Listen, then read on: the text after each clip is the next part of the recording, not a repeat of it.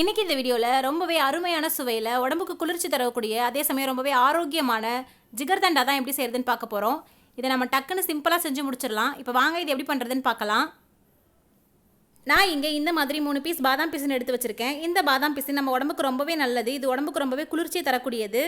ஜிகர்தண்டா பண்ணுறதுக்கு இந்த பாதாம் பிசினை நம்ம ஓவர் நைட் தண்ணியில் ஊற வச்சுக்கும் போது மறுநாள் காலையில் அது ஜெல்லி மாதிரி ஒரு கன்சிஸ்டன்சியில் கிடைக்கும். இந்த பாதாம் பிசின் இந்த மாதிரி பாக்கெட்டில் சூப்பர் மார்க்கெட்டில் ஈஸியாகவே கிடைக்கிது.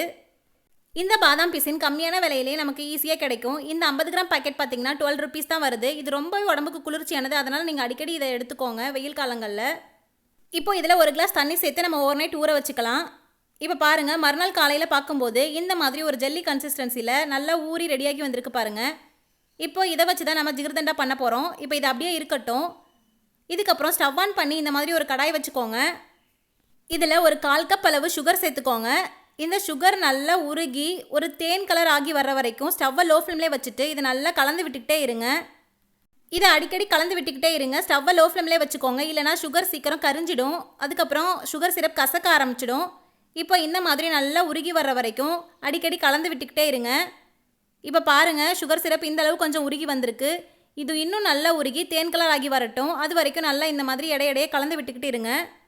இந்த மாதிரி நம்ம சுகர் சிரப் ரெடி பண்ணி ஜிகர்தண்டாவில் சேர்க்கும்போது ஜிகர்தண்டா ரொம்பவே சூப்பராக இருக்கும். இப்போ பாருங்கள், இந்த மாதிரி தேன் கலர் வந்துருச்சு. இது இன்னும் கூட கொஞ்சம் உருகி வரட்டும். இதை நல்லா கலந்து விட்டுக்கோங்க. உங்கள் குழந்தைங்களுக்கு இந்த வெயில் காலங்களில் உடம்புக்கு குளிர்ச்சி தரக்கூடிய இந்த பாதாம் பிசின் சேர்த்து இந்த மாதிரி ஜிகர்தண்டா செஞ்சு கொடுங்க. அவங்க ரொம்பவே விரும்பி சாப்பிடுவாங்க. இப்போ இந்த ஸ்டேஜில் இந்த மாதிரி தேன் கலர் வந்ததுக்கப்புறமா இதில் ஒரு 1/4 கப் அளவு தண்ணி சேர்த்துக்கோங்க. தண்ணி சேர்த்துட்டு மறுபடியும் இதை கட்டிகள் எதுவும் இல்லாத மாதிரி நல்லா கரைச்சி விட்டு இந்த மாதிரி கலந்து விட்டுக்கிட்டே இருங்க. இது நல்லா இன்னொரு தடவை கொதிச்சு வரட்டும்.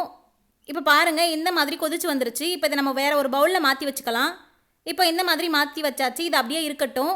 இப்போ அதே கடாயிலேயே தண்ணி எதுவும் கலக்காத கெட்டியான 1 லிட்டர் பால் சேர்த்துக்கோங்க.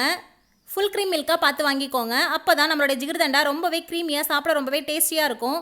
இப்போ இந்த பால் நல்லா கொதிச்சு பொங்கி வந்ததும் ஸ்டவ்வை லோ ஃப்ளேமில் வச்சுட்டு இந்த 1 லிட்டர் பால் 1/2 லிட்டர் பால் ஆகி வர்ற வரைக்கும் இதை நல்லா சுண்ட காய்ச்சி எடுத்துக்கோங்க. இது அப்பப்போ இந்த மாதிரி கலந்து விட்டுக்கிட்டே இருங்க. ஓரங்களில் வர பாலாடைகள் எல்லாம் உள்ளே எடுத்து விட்டுட்டு இது நல்லா சுண்ட காய்ச்சி வர அளவுக்கு இதை கலந்து விட்டுக்கிட்டே இருங்க. இப்போ பாருங்கள், நம்ம சேர்த்த 1 லிட்டர் பால் நல்லா கொதிச்சு பாதி அளவு ஆகி வந்துருச்சு. இப்போ இதை மறுபடியும் நல்லா கலந்து விட்டுக்கோங்க. இந்த மாதிரி ஓரங்களில் இருக்கிற பாலாடைகளை உள்ளே எடுத்து விட்டுக்கோங்க. அப்போ தான் நம்மளுடைய ஜிகர்தண்டா ரொம்பவே சூப்பராக இருக்கும் சாப்பிடும்போது. இப்போ இதை நல்லா கலந்து கொதிக்க விட்டதுக்கப்புறமா இப்போ இந்த ஸ்டேஜில் நம்ம ரெடி பண்ணி வச்சுருந்த சுகர் சிரப்பை இதில் ஊற்றிக்கோங்க. சுகர் சிரப் சேர்த்ததுக்கப்புறமா இதை மறுபடியும் நல்லா கலந்து விட்டுக்கோங்க. இப்போ இந்த ஸ்டேஜில் நம்ம சுகர் சேர்த்துக்க போகிறோம். நான் இங்கே 2 டேபிள் ஸ்பூன் சுகர் சேர்த்துக்க போகிறேன். நீங்கள் உங்கள் இனிப்புக்கு ஏற்ற மாதிரி நீங்கள் சுகர் சேர்த்துக்கோங்க. இப்போ பாருங்கள், இந்த மாதிரி சுகர் சேர்த்ததுக்கப்புறம் நாம் சேர்த்த இந்த சுகர் நல்லா கரைஞ்சி வர அளவுக்கு இதை மறுபடியும் கொஞ்சம் நேரம் கொதிக்க விடுங்க. இப்போ இந்த மாதிரி நல்லா கொதிச்சு வந்ததுக்கப்புறமா இப்போ ஸ்டவ் ஆஃப் பண்ணிவிடுங்க. இது நல்லா ஆறி வரட்டும். இது முழுமையாக ஆறி வந்ததுக்கப்புறமா நம்ம மற்ற பொருட்களை சேர்த்துக்கலாம். இப்போது இதை வேறு ஒரு பவுலுக்கு மாற்றிட்டு நல்லா ஆற விட்டு எடுத்துக்கலாம். இதில் நாம் சேர்க்க போகிற நன்னாரி சிரப் உடம்புக்கு ரொம்பவே குளிர்ச்சி தரக்கூடியது. இந்த மாதிரி வெயில் காலங்களில் உடம்புக்கு குளிர்ச்சி தரக்கூடிய பொருட்களை அடிக்கடி உணவில் சேர்த்துக்கோங்க. இப்போ இந்த மாதிரி ஒரு பவுலுக்கு மாற்றினதுக்கப்புறமா இதை நல்லா ஆறிடுச்சு. இப்போ இது அப்படியே இருக்கட்டும். இப்போ வேறு ஒரு பவுல் எடுத்துக்கோங்க.